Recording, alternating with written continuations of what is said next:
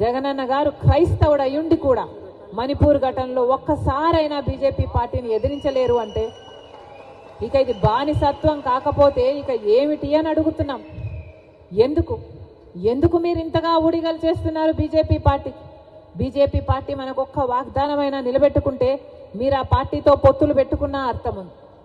BJP party మనకు Polavaram project ఇవ్వలేదు, రాజధాని ఇవ్వలేదు, ప్రత్యేక హోదా ఇవ్వలేదు. ఒక్కటంటే ఒక్క మాట కూడా నిలబెట్టుకోకపోయినా ఈరోజు అదే బీజేపీ పార్టీకి వాళ్ళు బానిసలు కావడమే కాకుండా ఆఖరికి ఆంధ్ర రాష్ట్ర ప్రజలు అన్ని బానిసలను చేయాలని చూస్తున్నారు. అందుకే చెప్తున్నాం, ఈరోజు కాంగ్రెస్ పార్టీ ప్రతి నాయకుడు, ప్రతి కార్యకర్త ప్రజల్లోకి తీసుకువెళ్లాల్సిన విషయం బీజేపీ పార్టీతో వైసీపీకి, తెలుగుదేశం పార్టీకి ఉన్న అక్రమ పొత్తుల గురించి. బీజేపీ అంటే రాష్ట్రంలో, కేంద్రంలో, దేశంలో బీజేపీ అంటే బీజేపీ పార్టీ ఏమో కానీ మన రాష్ట్రంలో మాత్రం బీజేపీ అంటే బాబు, జగన్, పవన్. బి అంటే బాబు, జే అంటే జగన్, పి అంటే పవన్. మన రాష్ట్రంలో మాత్రం బీజేపీ ఎక్కడో లేదు, వీళ్ళ అవసరమే లేదు. ఎందుకంటే బీజేపీయే వీళ్ళు బీజేపీలో ఉన్నారు. జగనన్న గారు బీజేపీలో ఉన్నారు, చంద్రబాబు గారు బీజేపీలోనే ఉన్నారు, జనసేన పవన్ కళ్యాణ్ గారు కూడా బీజేపీలోనే ఉన్నారు.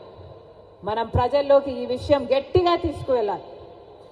వైసీపీకి వేసిన ప్రతి ఓటు బీజేపీ ఖాతాలోనే, టీడీపీకి వేసిన ప్రతి ఓటు బీజేపీ ఖాతాలోనే, జనసేన వేసిన ప్రతి ఓటు బీజేపీ ఖాతాలోనే.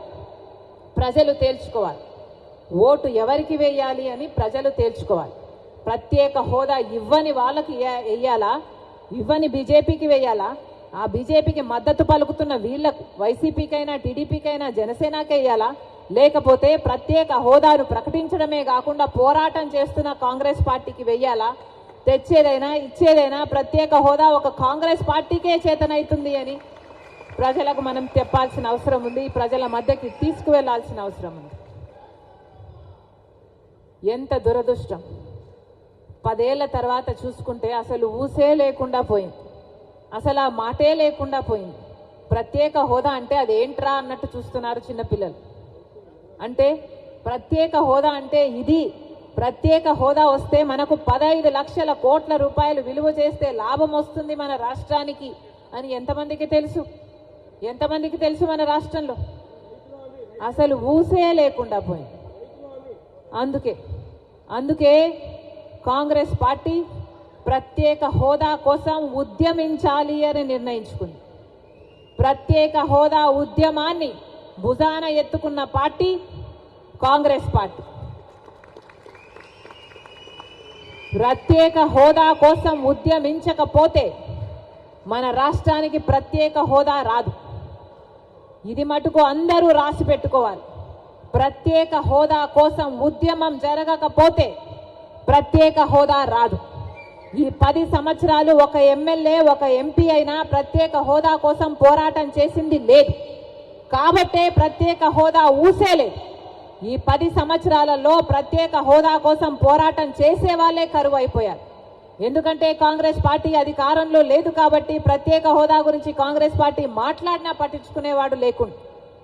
కాబట్టే చెప్తున్నాం, ఈరోజు రాజశేఖర్ రెడ్డి బిడ్డ ప్రకటిస్తుంది, ప్రత్యేక హోదా ఉద్యమం కాంగ్రెస్ పార్టీ భుజాన ఎత్తుకుంది. ప్రత్యేక హోదా ఆంధ్రుల హక్కు.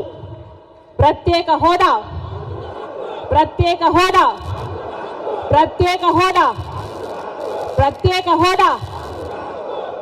అంబేద్కర్ గారు ఒక మాట అన్నారు, గొర్రెల్లాగా ఉండకండి బలిస్తారు, సింహాల్లాగా ఉండండి అని.